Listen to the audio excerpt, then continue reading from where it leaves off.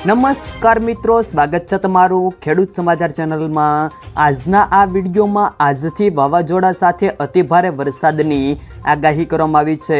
સાથે વાવાઝોડું કઈ દિશામાં આગળ વધશે, વાવાઝોડું ગુજરાતમાં કેવી અસર કરશે, કેવો પવન ઉડશે અને આજે કયા કયા જિલ્લામાં વરસાદ પડશે તે તમામ માહિતી વિશે આજના આ વિડીયોમાં વાત કરીશું। વિડીયોમાં આગળ વધતા પહેલાં જો તમે અમારી ચેનલમાં નવા છો તો ચેનલને સબસ્ક્રાઈબ જરૂર કરજો, જેથી અમારા આવનારા તમામ વિડીયોની માહિતી તમારા સુધી મળતી રહે।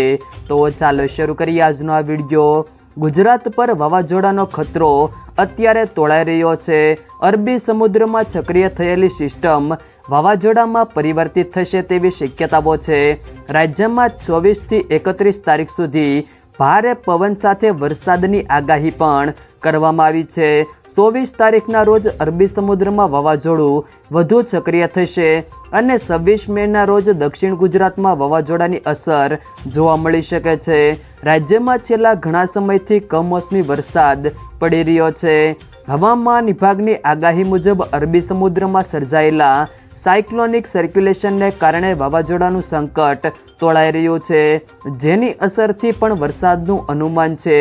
23 તારીખથી 25 તારીખ દરમિયાન ખાસ કરીને સૌરાષ્ટ્ર અને દક્ષિણ ગુજરાતમાં વરસાદનું અનુમાન છે। ખાસ કરીને વલસાડ, ડાંગ, નવસારી, તાપી, સુરત, નર્મદા, ભરૂચ, છોટાઉદેપુર, વડોદરા, ગીર સોમનાથ, અમરેલી, ભાવનગર, રાજકોટ, જૂનાગઢ, બોટાદ, સુરેન્દ્રનગર, દ્વારકા, જામનગર, પોરબંદર, મોરબી સહિતના આસપાસના વિસ્તારોમાં ભારે વરસાદનું અનુમાન છે। આજે ગુજરાતમાં વડોદરા, છોટાઉદેપુર, ભરૂચ, નર્મદા, સુરત, તાપી, નવસારી, ડાંગ અને વલસાડ જિલ્લામાં મોટાભાગના સ્થળોએથી હળવાથી મધ્યમ વરસાદ થઈ શકે છે। સાથે રાજકોટ, અમરેલી, ભાવનગર, ગીર સોમનાથ, આણંદ, ખેડા, પંચમહાલ, દાહોદ, મહીસાગર, અરવલ્લી, સાબરકાંઠા જિલ્લામાં છૂટો છવાયો વરસાદ થઈ શકે છે। સાથે હવામાન નિષ્ણાત અંબાલાલ પટેલે કહ્યું હતું કે વાવાઝોડું ભયાનક સ્વરૂપ ધારણ કરી શકે છે।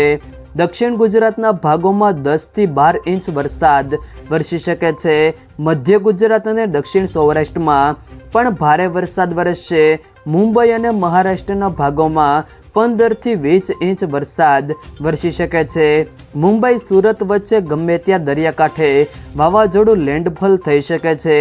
અંબાલાલ પટેલના જણાવ્યા અનુસાર અરબ સાગરના મધ્ય ભાગમાં 100 કિમીની ઝડપે પવન ફૂંકાઈ શકે છે। સૌરાષ્ટ્ર અને અન્ય વિસ્તારોમાં 65થી 75 કિમી ઝડપે પવન ફૂંકાશે। 28 તારીખ આસપાસ વાવાઝોડું ટકરાઈ શકે છે। અરબ સાગરમાં વધેલી હલચલને લઈને વાવાઝોડાની આગાહી કરવામાં આવી છે। ગુજરાત અને મહારાષ્ટ્રની વચ્ચે દરિયામાં ચક્રવાત ઉદ્ભવતું હોવાની શક્યતાઓ છે। વાવાઝોડું સર્જાશે તો 100 કિમીની ઝડપે પવન ફૂંકાવાની પણ શક્યતાઓ સેવાઈ રહી છે।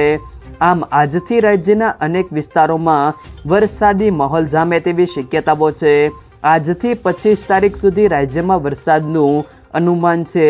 આ ઉપરાંત સૌરાષ્ટ્રના દરિયા કિનારાના વિસ્તારોમાં પણ ગાજવીજ સાથે વરસાદનું અનુમાન વ્યક્ત કરાયું છે।